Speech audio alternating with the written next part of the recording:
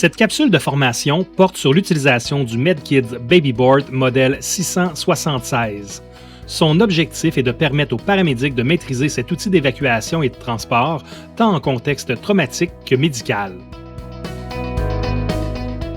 Rappelons que le MedKit Babyboard est conçu pour restreindre ou positionner un nourrisson lors d'une évacuation et d'un transport sécuritaire sur civière.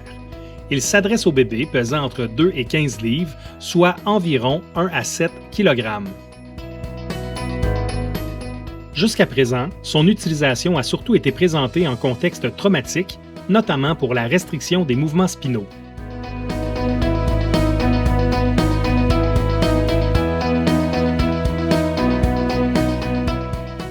Mais saviez-vous qu'en situation médicale, il est également possible de positionner le nourrisson en décubitus latéral sur ce dispositif?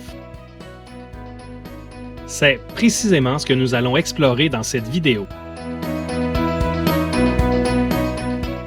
Dans certaines situations médicales particulières, le décubitus latéral peut s'avérer préférable. Cette position réduit le risque d'obstruction des voies aériennes par la langue et diminue le risque d'aspiration lorsqu'un nourrisson présente des vomissements, des régurgitations ou des sécrétions abondantes. Les différentes méthodes permettant de placer un bébé en position latérale sur le MedKit Babyboard présenté dans cette vidéo proviennent du mode d'emploi officiel du dispositif, publié par Furneaux en août 2024. Avant de passer aux démonstrations, prenons un moment pour survoler les éléments essentiels. D'abord, pour installer un nourrisson en décubitus latéral sur un babyboard, la vessie d'air doit être complètement dégonflée. Ensuite, les blocs de tête serviront de cale pour stabiliser la position tout au long de l'évacuation et du transport. Ces cales, les blocs de tête, doivent être fixés soit avec l'une des courroies corporelles, soit directement sur la zone velcro située à la tête du babyboard. Enfin, il est important de rappeler que les courroies de tête et le harnais ne doivent pas être utilisés pour maintenir un nourrisson en décubitus latéral.